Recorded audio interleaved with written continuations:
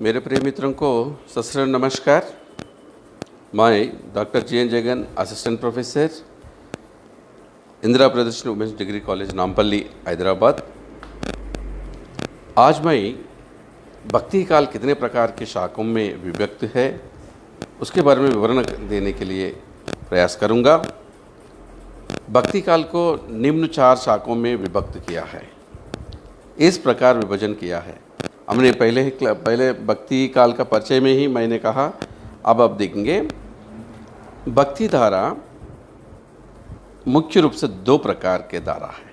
एक है निर्गुण धारा और दूसरा सगुण धारा।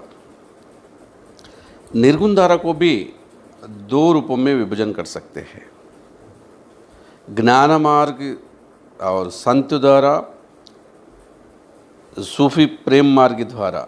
इस प्रकार निर्गुण को 2 प्रकार विभाजन किया है। वैसे ही सगुण धारा को भी 2 प्रकार विभाजन किया है। यहाँ पर राम भक्ति धारा और कृष्ण भक्ति धारा, इस प्रकार भक्ति काल को 2 मुख्य का धारा बताया है और उसका उपविभाजन भी किया गया है। अब देखिए, निर्गुण पंथ की ज्ञानाश्रय शाखा यह हिंदू मुस्लिम एकता का स्थापित करने की इच्छा का फल थी। संत कवियों ने निर्गुणवाद में हिंदुओं और मुसलमानों को एक दूसरे के निकट आने की संभावना देखी। मुसलमान लोग एकेश्वरवाद के मानने वाले थे। उनका मूल मंत्र था ला इल्लल्लाह मोहम्मद रसूलुल्लाह, अल्लाह के सिवाय दूसरा अल्लाह नहीं है और मोहम्मद खुदा का रसूल या दूत है। वे लोगों देवी देवताओं की पूजा में हिंदुओं का साथ नहीं दे सकते थे। वे बहु ईश्वरवाद के विरुद्ध थे। हिंदू लोग भी बहु ईश्वरवादी नहीं थे, बल्कि ये भी सभी देवी देवताओं को एक परमात्मा का ही रूप मानते थे। एक साथ विप्र बहुधा वदंती, हिंदुओं का निर्गुणवाद खुदावाद के बहुत निकट आ जाता था। निर्गुणवाद में खुदा की एकता और निराकारता सम्मिलित है। संत कवियों ने निर्गुणवाद के आधार पर ही राम और रहीम की एकता का समर्थन एवं हिंदू मुसलमानों का निरार्थक रूढ़ियों का विरोध कर इन्होंने जातियों और अवरोधों भाव उत्पन्न करने का उपाय किया है। महात्मा कबीर इस धारा के प्रमुख प्रवर्तक है। भक्ति काल या ज्ञान, यहाँ पर ज्ञान या निर्गुण शाखा का प्रमुख प्रवर्तक कबीरदास है। उनका पालन पोषण यद्यपि मुसलमान घर में हुआ था, तथापि रामानंद की शिष्यत्व ग्रहण करने के कारण उन्होंने हम हिंदू की कहेंगे। इसके अतिरिक्त उनकी चालियाहू शाखा को हिंदुओं ने ही आगे बढ़ाया है।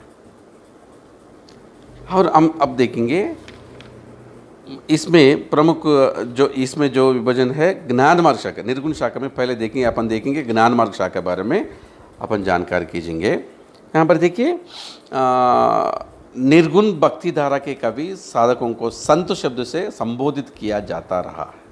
उस काल पे संत कवि बोलते थे जो निर्गुण भक्ति धारा कवियों को। संत की उत्पत्ति शांत से मानते हुए सत रूपी परम तत्व के ज्ञात परमात्मा के ज्ञात को संत नाम से अभिहित किया गया है।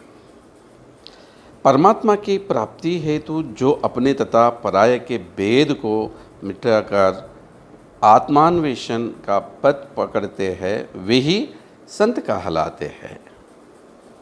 अपने हित के साथ जो लोहित का भी चिंतन करता है वही संत कहलाने का अधिकारी है। जात पात पूछो नहीं कोई, हरि को बजे सो हरि का होई के स्वर मुखरित करे वाले संत कवि सर्व संभाव और सर्वे भवंती सुकुन को मानने वाले ये ज्ञान मार्ग शाखा के या निर्गुण के कवि है। अब अपन देखेंगे संत काव्य की प्रमुख विशेषता क्या है। संत काव्य धारा कवियों की प्रमुख विशेषता निम्न प्रकार है।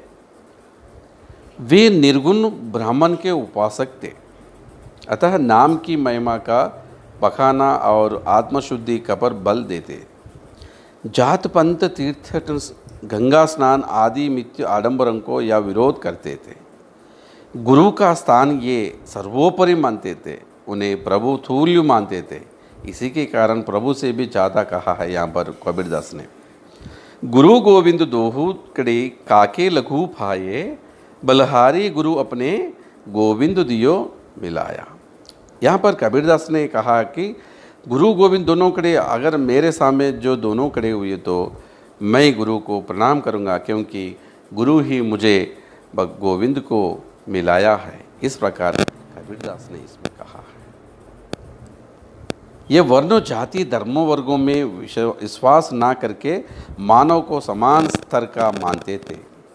जाति पंथ संबंधी विषमता इन्हें और भी अखरने वाली लगती थी।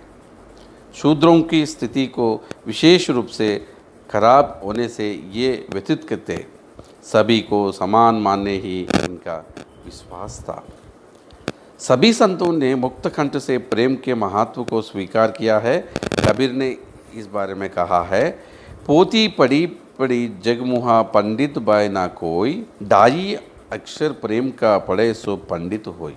यहाँ पर बड़े बड़े किताब पढ़ने से भी क्या है, प्रेम नहीं मालूम तो प्यार, इस प्रकार इन्होंने वर्णन किया है। ये लोग सहज मान्य साधारण धर्म को मानते थे, किंतु सांप्रदायिकता या वर्णाश्रम संबंधी विशेष धर्म को नहीं मानते थे। ये वयुक्त साधना पर अधिक बल देते थे। इनकी भाषा व्याकरण शास्त्र के बंधों से स्वतंत्र और आडंबर रहित थी। संत लोग चारों दिशों में विचारना करते थे और गुम्मक कवि बोलते थे। इस कारण तथा प्रचर की भाषा होने के कारण उनकी भाषा साधु कड़ी भाषाओं से गई थी, जिसको खिचड़ी भाषा भी संज्ञा दिया गया है। खिचड़ी भाषा सभी प्रांतों का पद इसमें इन काव्यों में मिलते थे। निर्गुण निराकार की उपासना पर बल देने वाले थे। संत कभी भक्ति के भावावेश में आकर सगुणोपासकों की भांति भाव विवाह उद्गार भी व्यक्त करते थे। रूढ़िवाद के कट्टर विरोधी थे, अतः खनन मंडन की प्रवृत्ति इनमें बहुत देखी जा सकती है। आत्म परमात्मा के संबंधों में सांसारिकता या मायावाद का विरोध मुकुर रूप से किया है। काव्य शास्त्र या छंदशास्त्र के नियमों के इन कवियों ने चिंता नहीं की। भावावेश में जो इन्हें रुचिकार लगा, बिना काव्य रूढ़ियों की परवाह किए हुए उसे कविता में व्यक्त कर दिया है। इस प्रकार संत कवियों का विशेषता है। अब हम देखेंगे ज्ञानाश्रय शाखा के प्रमुख कवि। ज्ञानाश्रय शाखा के प्रमुख कवियों के बारे में अब कबीरदास इसमें प्रथम रस्ते में आते हैं। और कबीरदास इस महात्मा के जन्म संबंध में की वदंती है कि ये एक विधवा ब्राह्मणी के गर्भ से एक महात्मा रामानंद के आशीर्वाद के फलस्वरूप उत्पन्न हुए थे। लोक लज्जा के कारण इनकी माता ने नवजात शिशु का परित्याग कर दिया था और इसके बाद नीरू निमा के जुलेह ने दयावश इनको पालन पोषण किया गया है। बाद में यही बालक कबीरदास कहलाया है। इनकी शादी लोही नामक की एक स्त्री से हुई थी और उनके कमल और कमाली नामक के 2 बच्चे भी थे। ये अपने को जुलाहा मानते थे और कंडापन के कारण जुलाहा होने के गर्व भी रखते थे। इनको अपने घर का काम करना पड़ता था, किंतु उसमें विशेष रुचि नहीं थी। ये आरंभ से ही भावुक और भक्त थे। कबीर पर प्रभाव। कबीर ने अपने समय से प्रसिद्ध आचार्य रामानंद से बड़ी युक्त से दीक्षा पाई थी। काशी में हम प्रकट भाये है रामानंद चेताये। मुसलमान लोग इनको शेख तकी का शिष्य बतलाते हैं, किंतु जिस प्रकार से इन्होंने अपनी कविता में शेख तकी को संबंधित किया है उससे इस तथ्य में संदेह होता है। कुछ लोग इनको रामानंद का शिष्य होने में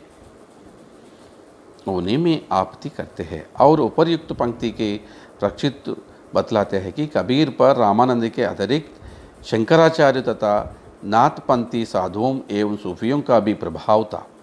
रामानंद से इन्होंने मांस भक्षण का निषेध और वैष्णव दया का विवेक प्राप्त किया है।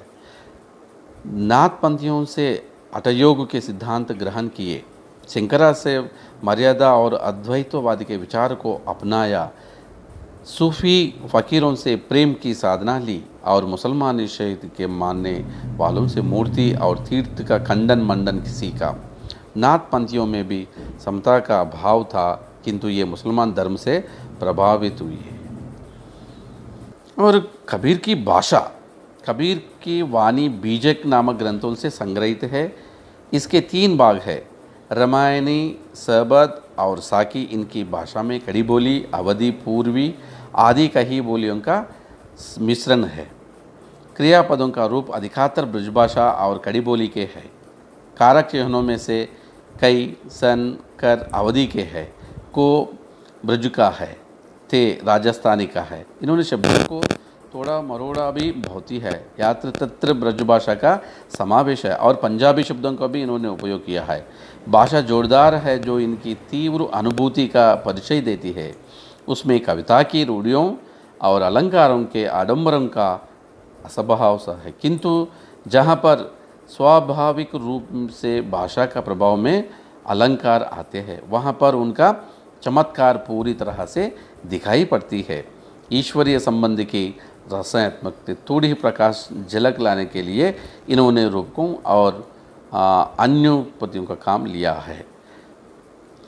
इनको छंद शास्त्रों के नियमों का कम ज्ञान था। इनके दोहे पिंगली का कसौटी पर पूरे नहीं उतरते। इनकी कविता का चमत्कार काव्य के ऊपरी नियमों से नहीं, वरन इनके हृदय की सच्चाई और तीव्र अनुभूति से है।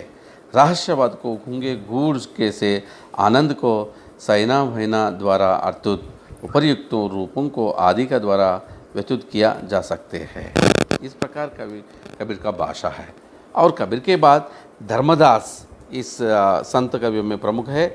ये कबीरदास के संप्रदाय के उत्तरदारी थे। इनका स्वर्गस्व कबीर के स्वर्गस्व के बाद 25 वर्ष के बाद हुआ था और ये जाति के वैश्य थे और भांदेखाड़ के रहते थे धर्मदास। और इन भी कबीरदास के बाद इन्होंने भी अच्छा काव्य लिखा है। उसके बाद संत कवियों में रविदास प्रमुख है। इनको रविदास भी कहते हैं। इनके जन्म विषय में प्रामाणिक पर जानकारी का अभाव है, अतः साक्ष्य के संकेत मिलता है कि ये कबीर के गुरु नानक के समकालीन थे। इनके गुरु भी रामानंद थे।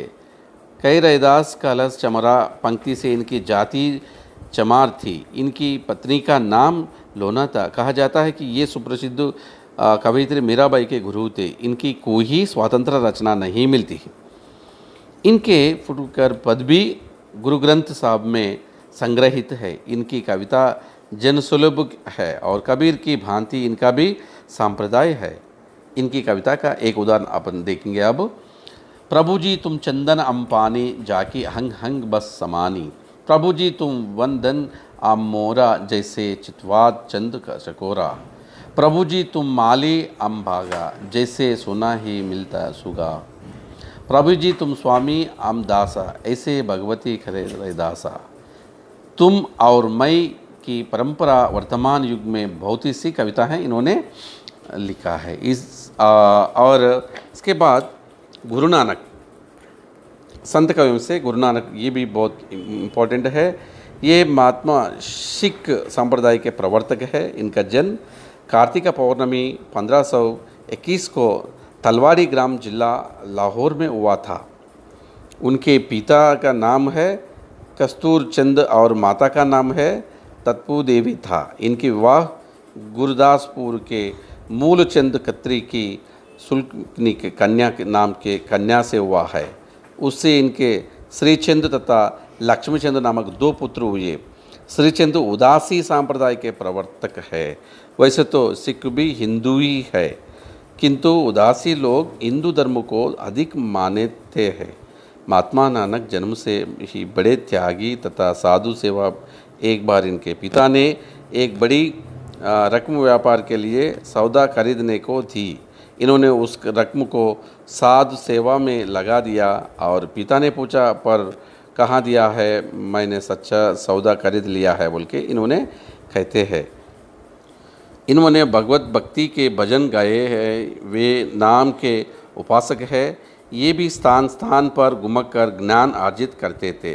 ब्राह्मण के दौरान ही इनकी भेंट संत कबीर और रैदास से हुई थी। कबीर की भांति इन्होंने आकाश पतल के कुलब ने नहीं मिलाए हैं और ना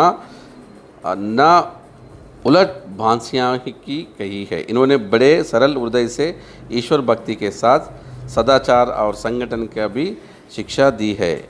इन्होंने हिंदुओं के विचार भूमि दोनों का मुसलमानों से टक्कर लेने योग्य बनाना चाहता है। इनकी वाणी श्री गुरु ग्रंथ साहब में संग्रहित है। कुछ भजन पंजाबी में है और कुछ देश की प्रचलित काव्य भाषा की हिंदी में है, जो कहीं कड़ी बोली के रूप में और कहीं ब्रजभाषा के रूप में है। संत काव्यों में दादू दयाल, सुंदरदास, मुलकदास और अक्षर अन्य, इस प्रकार संत कवियों के नाम बारे में अब अभी तक जानकार लिया है। और आगे क्लास में अपन दूसरे ज्ञान मार्ग के बाद जो प्रेम मार्ग है उसके बारे में जानकारी कीजिएंगे। थैंक यू वेरी मच, धन्यवाद।